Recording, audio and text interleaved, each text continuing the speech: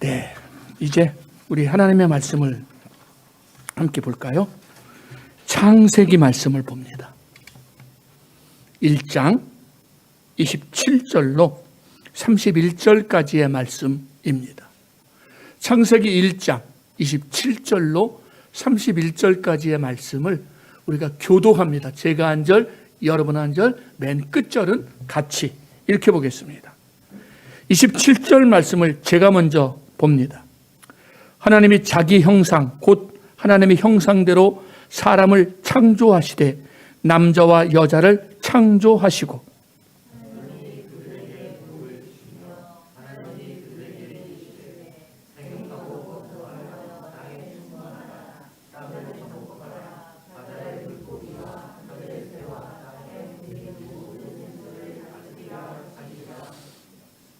하나님이 이르시되 내가 온 지면에 씨 맺는 모든 채소와 씨 가진 열매 맺는 모든 나무를 너희에게 주노니 너희의 먹을거리가 되리라.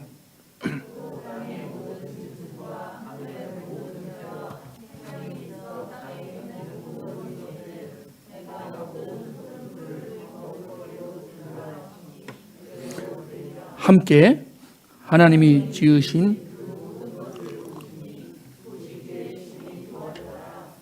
저녁이 되고 아침이 되니 이는 여섯째 날이니라. 아멘. 오늘도 우리가 함께 봉독한 또 듣고 또 경청하는 주의 말씀이 우리 발의 등이 되고 우리 길의 빛이 되기를 원합니다. 시인의 고백처럼 하나님이여 사신이 시냇물을 찾기에 갈급함같이 내 영혼이 주를 찾기에 갈급하나이다. 이 고백을 드림으로 생수를 공급받고 양식이 공급되는 귀하고 복된 시간들, 또 그 누림의 주인공 되시기를 다시 한번 주의 이름으로 축복합니다. 아멘.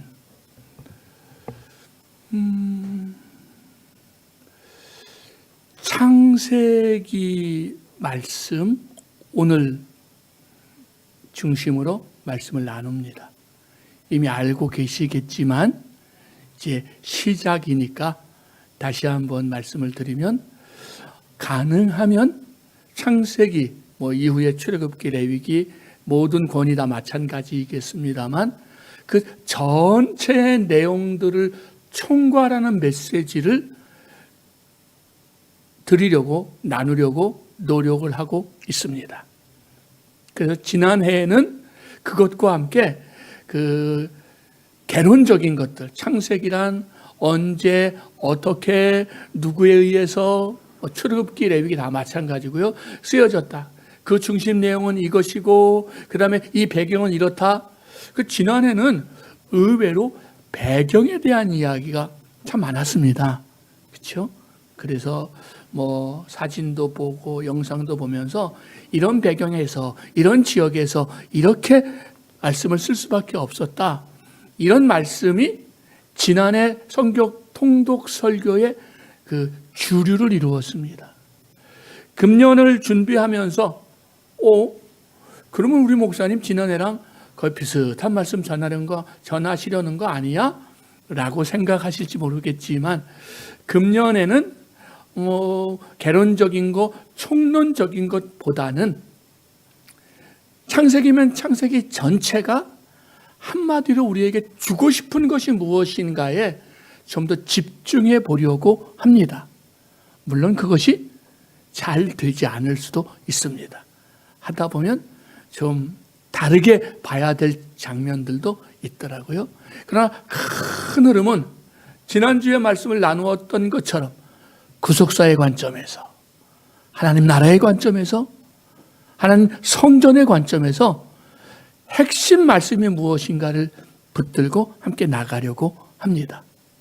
어쩌면 조금 지루할 수도 있는, 예화도 거의 없고 성구가 더 많이 나오는 것 때문에 지루할 수도 있지만 서로를 좀 응원하시면서 격려하시면서, 특히 가정에서 예배 드리시는 분들은 조금 더 집중하시면서 예배를 드리고 말씀을 함께 나누었으면 좋겠습니다.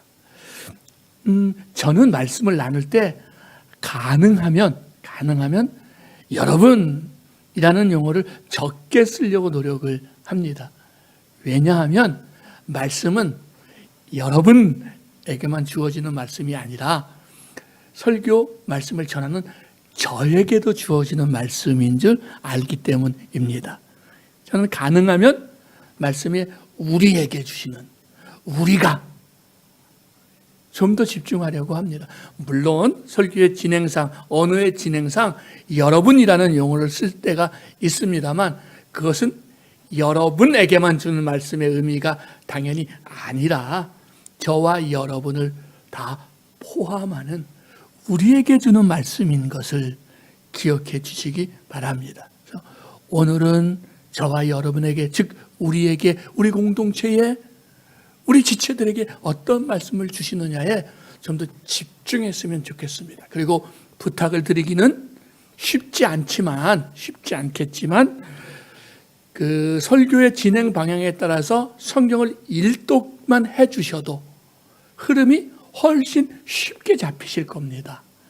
생활도 분주하시고 또 일도 많으시고 또 여러 가지 형편과 처지가 다 다르기 때문에 꼭 읽으세요 라고 강권하기는 조금 죄송하고 무리가 있는 줄을 압니다. 근데 여러분들이 시간을 좀 내서 일독 정도만 매 주마다 그 해당되는 성경을 읽으시면 이 말씀이 이 말씀이구나를 받아들이는데 훨씬 더 큰 도움이 되실 겁니다. 그리고 많이 읽으시면 많이 읽으실수록 더 좋을 거고요. 하나님의 더 큰 은혜가 임하게 되실 것입니다.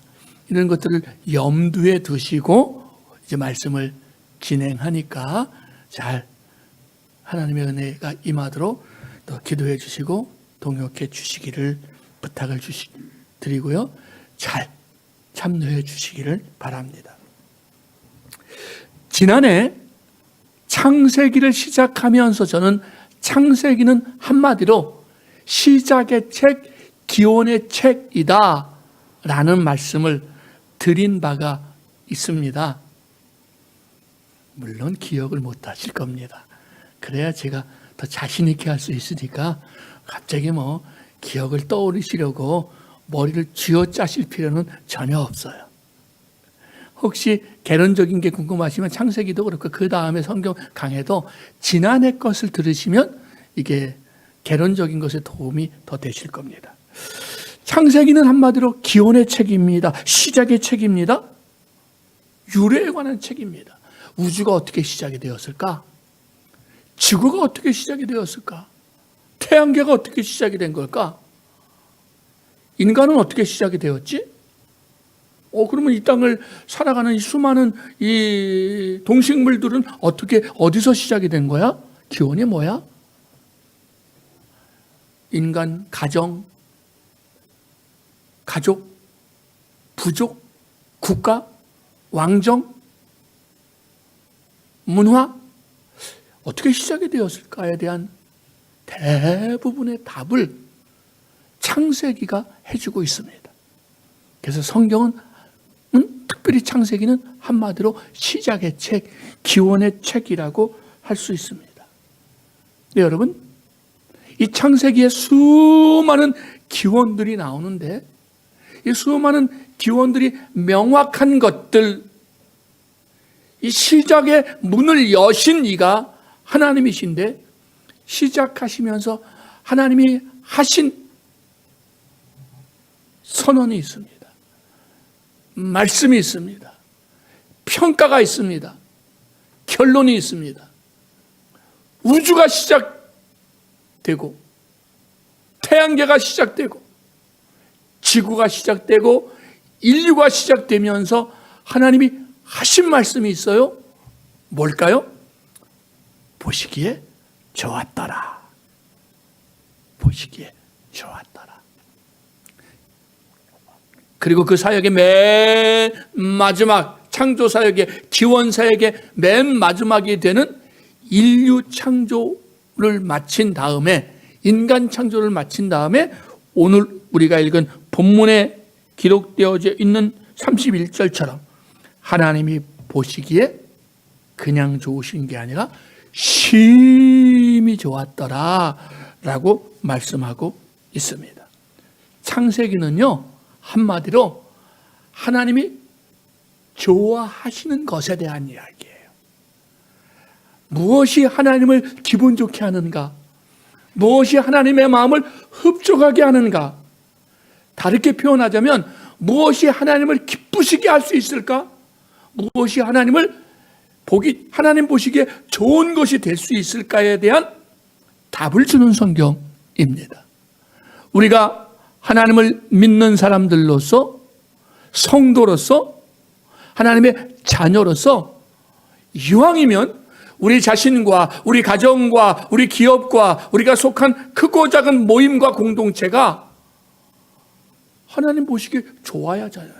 그렇죠? 하나님이 나를 보시면서 윤병남이를 보니까 내가 보기에 좋다. 아니, 이왕이면 윤병남이를 보니까 내 마음에 심히 좋구나 라고 말씀하는 은혜가 있기를 원해요.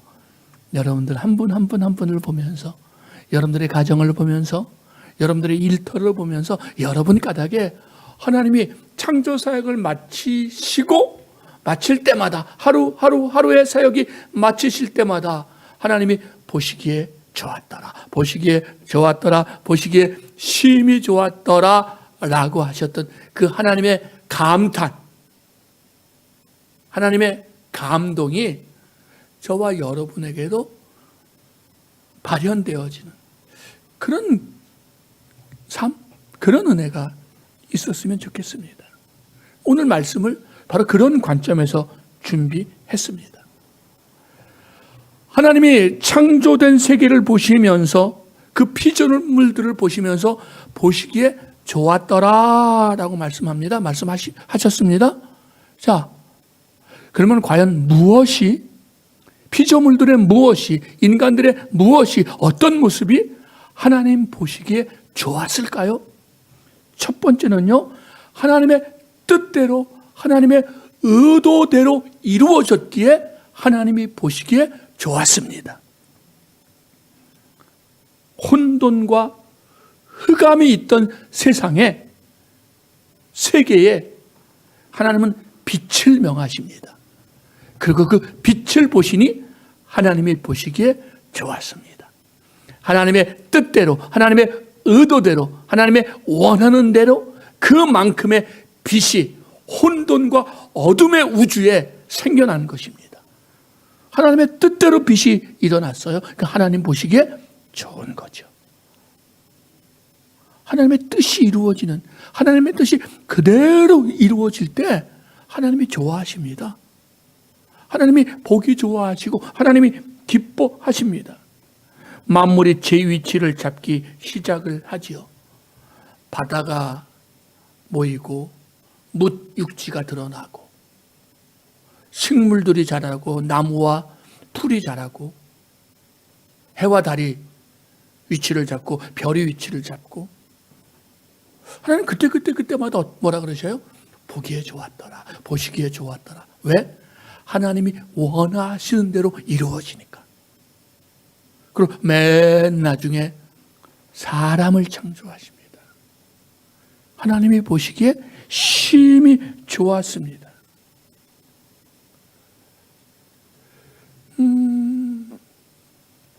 그런데 여러분, 하나님이 보시기에 그러면 좋지 않은 일들이 일어나기 시작했습니다.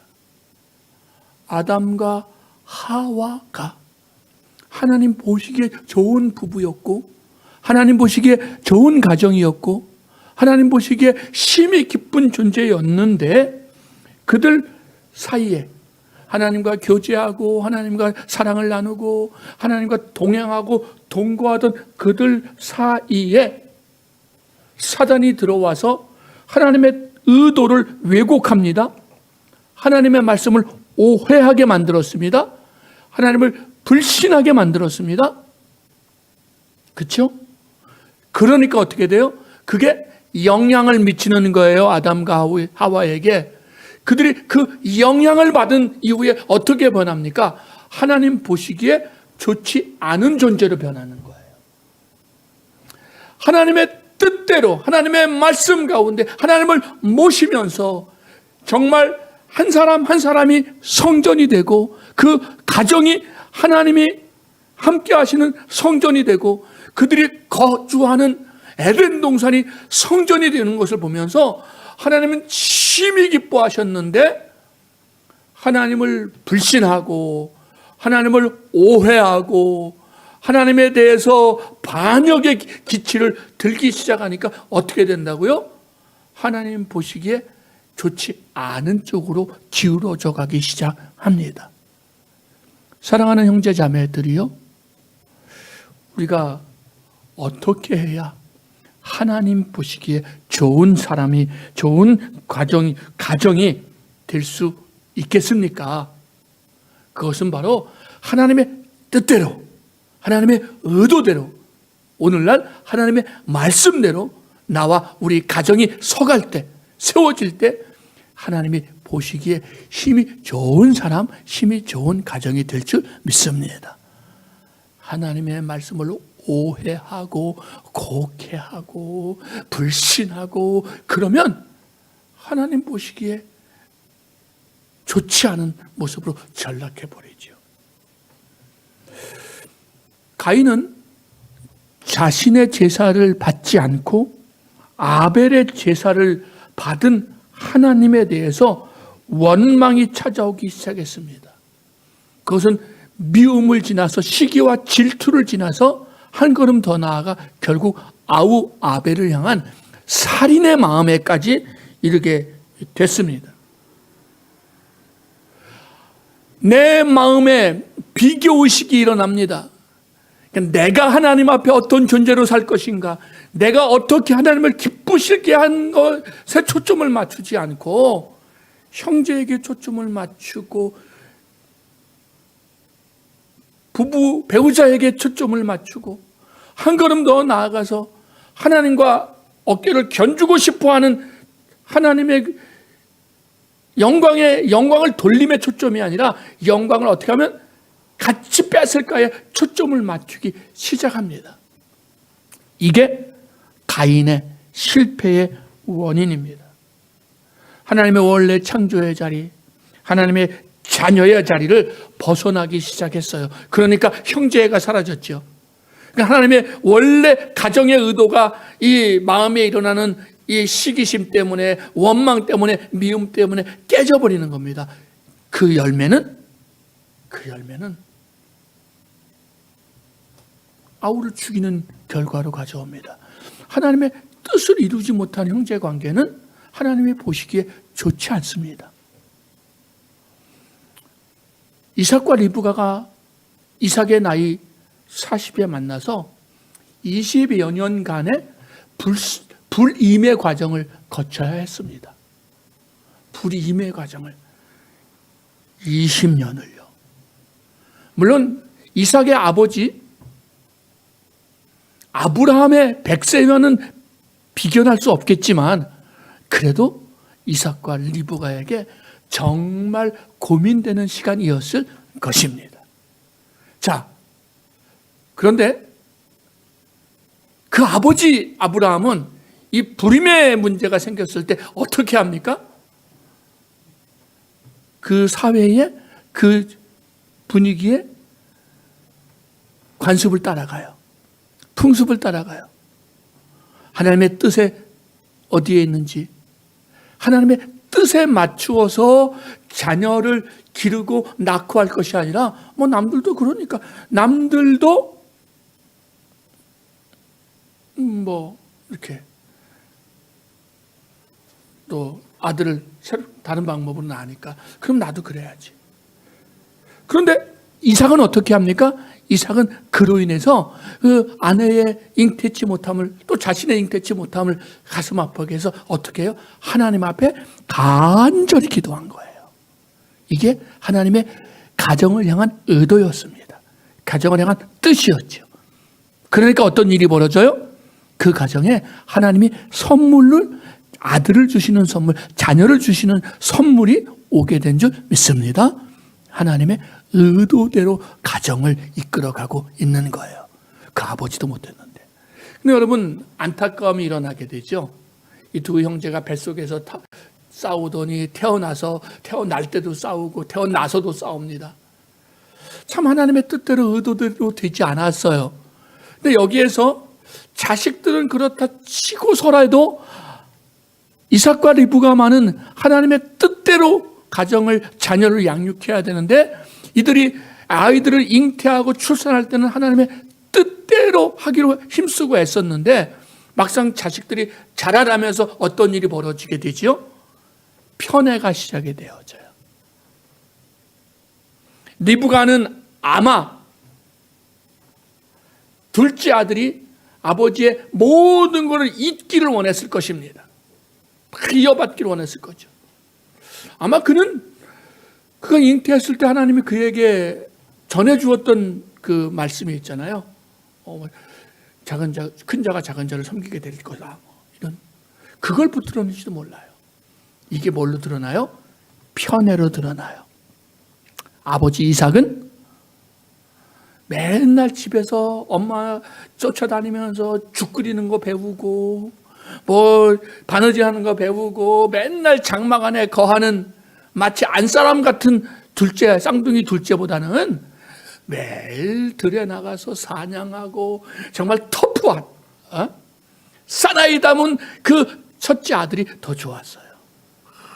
때때로 양을 잡아오고 또 짐승을 잡아와서, 아버지 오늘요 제가 대박 났어요. 아버지 제가 오늘 정말 좋은 거 잡아왔어요. 아버지 드시죠 하면서 대접할 줄 알았던 에서가 좋았어요. 거기에 눈이 멀어버렸죠. 리브가는 리브가대로 둘째 아들을 향한 사랑에 눈이 멀고, 이삭은 이삭대로 첫째 아들을 향한 사랑에 눈이 멀어버려요. 그래서 둘 다 어떻게 해요? 하나님의 의도를 벗어나요.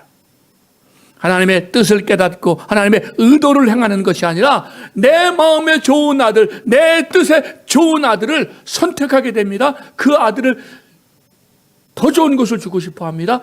결국은 이 편애는 형제를 꽤 오랜 세월 동안, 그 후로 20여 년 동안 원수로 지내는 결과를 가져오고 말았습니다. 하나님의 뜻대로, 하나님의 의도대로 살아가면 하나님의 태문도 열어주시고 가정의 아름다운 가정을 이루게 하십니다. 그러나 거기에 자신의 뜻이 개입되면 부부는 부부대로 상처를. 여러분, 이삭과 리브가가 이 야곱의 축복 사건 이후에 원만했겠습니까? 부부는 부부대로, 부모 자식은 부모 자식대로. 에서와 리브가의 관계는 어땠을까요? 이거 뭐 상상도 하기 싫을 만큼 아찔했을 겁니다. 어쩔 수 없이 축복을 했지만 아들 야곱을 바라보는 이삭의 마음은 어땠을까요? 저 왼수 같은 놈, 저 사기꾼 같은 놈 하지 않았을까요? 하나님의 의도를 벗어나면 모두가 상처를 받아요. 하나님의 보시기에 좋은 것은 언제예요? 하나님의 의도대로, 뜻대로 이루어질 때 하나님이 보시기에 좋은 가정이 되고 좋은 성도가 되고 좋은 교회가 되는 줄 믿습니다. 자, 두 번째, 하나님이 보시기에 좋을 때는 언제입니까? 조화와 균형을 이룰 때 하나님이 보시기에 좋다고 하십니다. 이게 무슨 말씀이냐 하면, 흑암이, 어둠이 있을 때 하나님이 빛을 주십니다. 바다와, 그 다음에 둘째 날은 바다와 육지를 나누십니다. 셋째 날은 채소와 나무를, 넷째 날은 해와 달과 별들을, 그리고 짐승들을, 사람을 하루 완성해 가십니다. 이게 뭐죠? 조화예요. 조화예요. 빛도 안 만들고 나무를 갖다 심을 수는 없잖아요. 해와 달도 안 만들고 짐승들을 갖다 놓을 수는 없죠.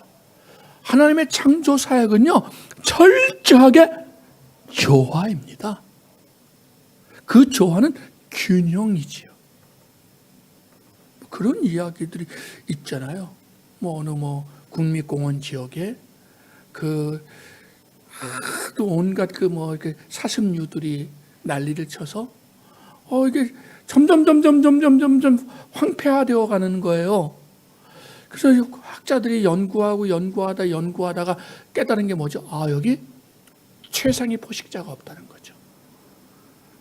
초식동물이 최상이니까 모든 초식을 너무 번성해가지고 다 잡아먹는 거예요. 어떻게 해요? 늑대를, 가족을 2마리를 딱 투입하잖아요. 그 다음부터 어떻게 됐을까요? 식물들이 자리를 잡고 다, 왜? 적정수의 조화와 균형을 이루기 시작하는 거예요. 어설프지만 농장을 하면서 깨달아가는 것들이 있습니다. 어떤 때는 제 생각에 이렇게 큰 것, 눈에 보기 좋은 것, 이런 것들을 심고 싶을 때가 있어요. 근데 그게 이 식물과 이 식물의 조화를 이루지 못하면 안 된다는 거예요. 연못을 하나 만들어도요, 연못에 저도 이제 연못에 대한 관심이 좀 있는데, 연못을 이렇게 만드는 법을 봤더니, 내가 연못을 만들었으니까 여기에 내가 좋아하는 물고기들을 넣어야지 하고, 물고기들을 내가 원하는 대로 막 넣으면 안 된다는 거예요. 뭐부터요? 작은 물고기부터 차례 넣어야 돼요. 큰 물고기를 같이 넣거나 큰 물고기가 먼저 들어가 버리면 어떻게 될까요? 작은 것들 들어올 때마다 다 잡아먹는 거예요. 그러니까 작은 물고기들, 조그만 것들을 충분히 퍼쳐야 돼요. 농장도 마찬가지예요. 그 땅의 지력을 돋구는 것들을 먼저 해서 쭉 펼쳐야 돼요. 그리고 그 다음에 지력을 빼먹는 식물들도 할 수 있어야 되죠. 여러분, 하다못해 조그만 농장을 경영해도 순서가 있어야 돼요. 조화가 있어야 돼요. 균형을 이루어야 돼요. 작은 연못, 요만한 연못을 만들어도 균형을 이루어야 되고, 조화를 이루어야 되고, 순서를 이루어야 됩니다. 이 우주를 경영하시는 하나님, 이 아주 작게 우리 편으로 보면 이 지구를 경영하시는 하나님의 이 경영이 얼마나 섬세하고 얼마나 순서대로 조화롭게 균형 있게 되어져나 모른다는 이야기예요. 우주를 만드시고 그 우주에 지구를 만드시고 그 지구에 해와 달과 별을 맞춰주시고 세팅을 딱 해놓으시고, 그 다음에 채소를 심으시고, 채소들이 번성하니까 그 다음에 식물들 다음에 동물들도, 약한 동물들, 작은 동물들, 채식 동물들 먼저. 물론 창조 당시에는 육식동물은 없었습니다. 육식동물은 노아 홍수 이후에 일어난 거죠. 어쨌든 그 순서대로 하나님이 만드신 거예요. 하나님이 보시기에 좋았던 것은 조화와 균형이라는 것입니다. 그런데 죄가 들어오면서 이 조화와 균형이 깨졌죠. 우리가 잘 아는, 제가 어렸을 때 불렀던 그 이사야의 말씀을 이렇게 가져온 찬양들이 있죠. 사막에 샘이 넘쳐 흐르리라. 사막에 샘이 넘쳐 흐르리라. 사막에 꽃이 피어 향기 내리라. 주님이 다스리는 그 나라가 되면은 사막이 꽃동산 되리. 사자들이 어린 양과 뛰놀며 어린이들 함께 둥그는 독사굴에 어린아이 손 놓고 물지 않는 참사랑과 기쁨의 그 나라가 이제 속히 오리라. 조화와 균형이에요. 죄가 들어오면서 엉겅퀴가 났죠. 조화가 깨진 겁니다. 균형이 깨진 것입니다. 사람이 땀을 뻘뻘뻘 무리를 하고 아주 진땀 고생을 해야 소득을 오게 됐습니다. 이거 조화와 균형이 깨진 것입니다. 사랑하는 이들이여, 야곱의 욕심이, 외삼촌 라반의 욕심이 야곱의 가정에 불안정을 가져왔습니다. 야곱은 절대로 원치 않았는, 정말 원치 않았어요. 야곱은 온이 라헬이었어요. 여인 하나면 만족한 취소. 여인 하나면 충분한, 감사한, 너무 감사한 그런 온이 라헬이었어요. 근데 라반 외삼촌이 흑심이 있으니까 라헬의 언니를 보내주고, 나중에 라헬이 흑심이 생기니까 자기의 종을, 또 레아가 언니의 종을. 야곱은요, 날마다 집에서 전쟁을 치러야 됐어요.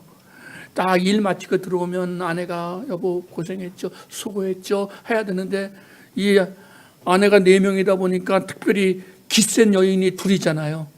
이 두 여인이 서로 눈치 주고 나한테 와야 돼, 나한테 와야 돼. 야, 네가 이럴 수 있냐? 뭐 그러면, 그러면 오늘은 언니가 그럼 데리고 가? 뭐 이러잖아요.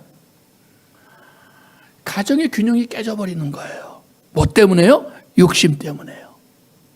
라반의 욕심 때문에. 나중에 근데 이 비슷한 거를 어쨌든 12아들들이 태어났는데 야곱도 이 균형을 깨버려요. 그 아들들을 향한 사랑과 아들들을 돌보는 균형을 깨버리고 요셉을 향한 편애가 들어가 버리잖아요. 균형이 깨지죠. 그러니까 어때요? 형제간이 양아치들이 돼요. 그렇잖아요. 서로 죽이려고 그러고, 서로 형제들끼리 뭉치고, 그리고 미워하고, 기회만 잡으면 고소하고 고발하고, 아버지 사랑 좀 더 받는다고 형들이 좀 잘못해도 그래도 좀 넘어가고 그래야지, 그걸 쪼르르 달려가서 또 고자질하고 철딱서니 없이. 이게 왜 그럴까요? 조화와 균형이 그 가정에 깨어져 버린 것입니다. 하나님 보시기에 좋은 가정, 하나님 보시기에 아름다운 가정이란 어떤 가정입니까? 각자 하나님이 주신 그 역할에 조화롭게 그 사명을 다하는 거예요. 남편에게 주신 사명, 아내에게 주신 사명, 자녀의 역할, 부모의 역할, 또 직장에서의 역할, 사업가로서의 역할, 직원의 역할, 성경에는 이제 고대사회 때 쓰여진 거니까 종의 역할, 그죠?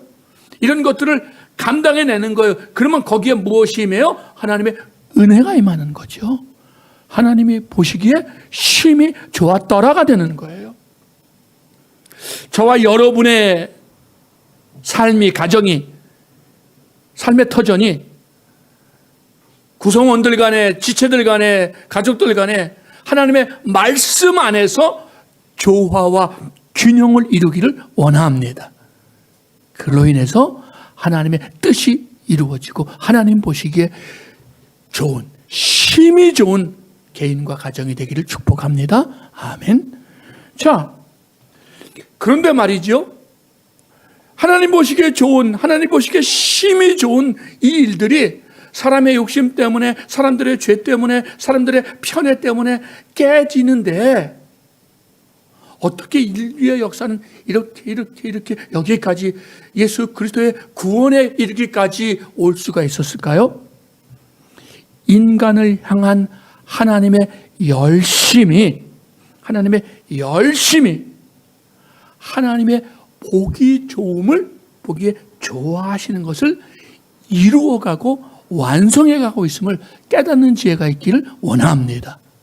이게 무슨 말씀인가 하면은요,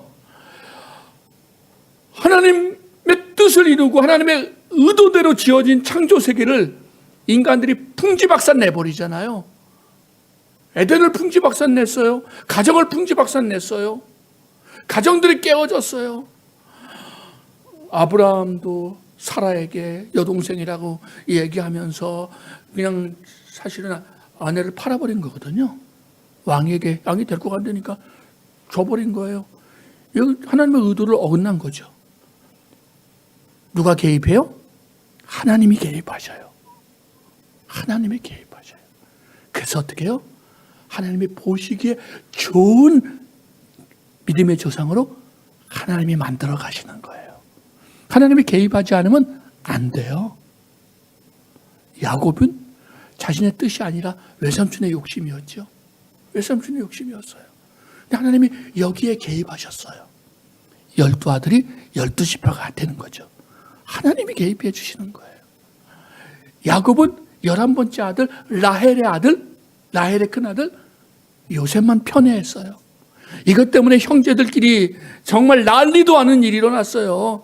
그리고 어쨌든 노예로 팔아치운 다음에 형제들이 일평생 죄책감에 사로잡혀 살잖아요. 그렇죠? 그들의 마음은 편했겠냐고요. 팔려간 놈도 놈이지만 팔아버린 놈들의 마음은 편했겠어요? 팔아버린 이 형들의 마음은 개울했겠어요? 아버지 속이고 지들끼리 비밀 아닌 비밀을 가지고 살아가야 되는 이들의 일평생 죄책감은 어떠했겠어요? 참 지옥이었을 거예요. 자, 그런데 여기 하나님이 개입하시는 거죠. 하나님이 보기 좋게 만들어 가시는 거예요. 그래서 요셉을 애굽의 총리로 만드시고 흉년을 이어가면서 어떻게 해요? 결국은 이 12형제가 야곱의 12아들들 12형제가 화해하고 화목하고 한 걸음 더 나아가서 이스라엘의 12지파가 되는 놀라운 기적을 이루게 된 것은 역시 하나님의 간섭, 하나님이 이루어 가심 때문인 줄 믿습니다. 왜? 하나님이 이스라엘 민족을 만들어 가시는, 하나님이 그렇게 만들어 가시기를 좋아하셨기 때문인 거예요. 이제 말씀을 마무리하려고 합니다. 창세기의 말씀. 저는 창세기의 말씀을 마무리하면서 창세기가 우리에게 질문을 던지고 있다고 생각을 해요. 그 질문은 무엇을 위해, 누구를 위해 지금 내가 살아가고 있는가에 대한 질문이라는 거예요. 무엇을 위해, 누구를 위해 내가 지금 공부하고 있는가, 돈 벌고 있는가, 사업을 하고 있는가 라는 질문을 창세기는 우리에게 던지고 있어요. 무엇을 위해, 누구를 위해 나는 결혼을 했는가, 자녀를 낳았는가예요. 지난주 중 우리 사회를 가장 가슴 아프게 했던 한 사건이 있었습니다.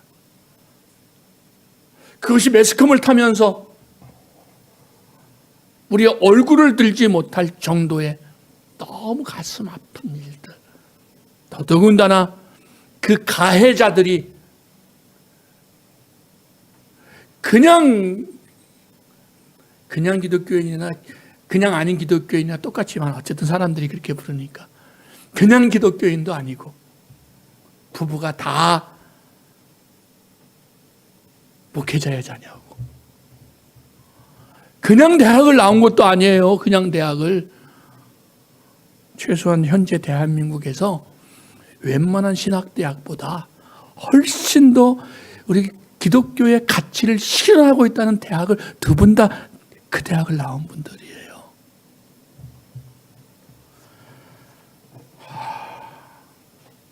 정말 잠이 안 왔더라고요.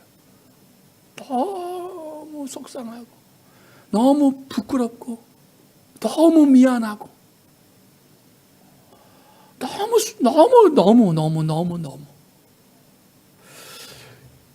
여러분 무엇을 위해 일하십니까? 무엇을 위해 입양을 했을까요?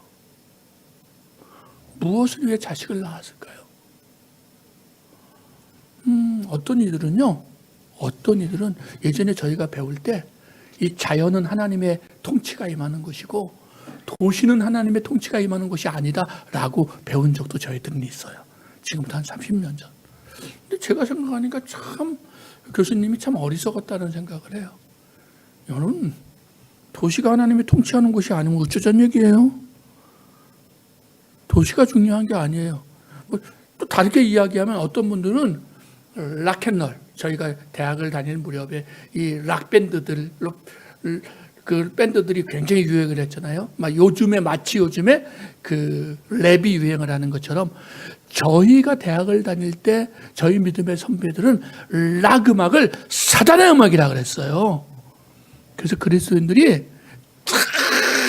이러고 뭐 하면 저거 사단의 자식이라 그랬어요. 저는 철들어 보니까 아닌 것 같아요. 철들어 보니까 아닌 것 같아요. 뭐 좀 지나긴 했지만 쇼미더머니 들어는 보셨나요? 쇼미더머니 3회든가요? 몇 회에서 그 한 청년이 BY가 우승을 하면서 하나님께 영광을 돌리잖아요. 그리고 그 무렵에 제가 유심 있게 봤더니 그 랩의 가사들이 믿음에 대한 신앙 고백적인 내용들이 굉장히 많은 거예요. 사람들이 랩을 이상하게 볼 때 한 청년은, 그 청년의 공동체는 그 청년을 통해서 그 청년이 하나님 같이, 하나님 나라에 같이 무엇을 위해서 랩을 하는가 물을 때 하나님을 위해, 복음을 위해 합니다라고 대답할 수 있는 청년을 길러낸 거죠. 무엇을 위해 락을 하는가 이야기할 때 대부분의 사람들이 흥청망청 취해서 마약하면서 하는 사람도 있지만 아주 소수는 하나님의 복음을 위해서 나는 락을 합니다라는 사람을 길러내는 게 교회가 해야 될 일이었던 거예요. 그렇지 않나요? 도시가 사단의 영역에 있다라고 말하면 안 돼요, 우리는요. 그러면 그 세상에 사랑하사 세상에 온 하나님의 아들의 가치는 어디에 있습니까? 우리는 도시에 살아야 돼요. 물론 저는 시골이 좋습니다만. 우리는 도시에서 살아내야 돼요. 직장에서 버텨내야 돼요. 선한 싸움을 싸워야 돼요. 왜 그렇습니까? 우리가 무엇 때문에 왜 그 일을 하는지 사람들에게 알려줘야 돼요. 이곳에 하나님의 뜻을 이루기 위해서, 이곳에 하나님의 의도를 실천하기 위해서, 하나님의 나라를 세우고 예수 그리스도의 구원이 임하고, 그리고 내가 밟는 땅, 내가 만나는 사람, 내가 거하는 바로 그곳 하나님의 임재와 영광이 드러나는 성전을 만들기 위해서 오늘도 우리가 살아가기로 결단해야 될 줄 믿습니다. 2021년 저와 여러분 어떤 분들이 되기를 원하십니까? 어떤 분들로 살아가기를 원하십니까? 누구를 위해 성을 쌓느냐가 중요해요. 성을 쌓는 게 나쁜 게 아니에요. 다 성 쌓는데 그러면 예수쟁이들만 성 쌓지 말자고요? 그렇지 않아요. 다 도시에 사는데 예수쟁이들만 도시에 살면 안 된다고요? 락이 현재 문화의 주류인데 옛날에, 지금은 랩이 주는데, 그러면 기독교인들은 그 랩을 주로 주도하는 사람들이 맨날 쌍욕하고 이상한 거 하고 일타랑이 하니까 우리는 그곳에 들어가지 말자고요? 그렇지 않다고요. 누구를 위해, 무엇을 위해 일을 하는가 분명한 사람들이 그 일에 들어가야 되는 거예요. 어른들은 그런 자녀들을, 그런 청년들을 길러내는 거예요. 그들이 지쳐하고 그들이 넘어지고 그들이 감당할 수 없을 때, 아니야, 내가 지금 잘하고 있는 거야, 너 바르게 하고 있는 거야, 내가 아저씨가, 집사님이, 목사님이 랩세기를 몰라서 너에게 가르쳐줄 수는 없지만 내가 보니까 네가 하는 일은 틀림없이 옳은 일이야, 내가 기도해 줄게, 내가 응원하고 있어, 내가 매일매일마다 너를 축복해 줄게 라면서 무엇을 위해, 누구를 위해 살고 있나를 점검해주고 응원해주는 우리 모두가 되어야 될 줄 믿습니다. 사랑하는 형제 자매들이요, 나를 위해 성을 쌓으면 하나님의 의도를 파괴한 거지만, 하나님의 위해 성을 쌓으면 그것은 하나님의 성전이 되는 것입니다.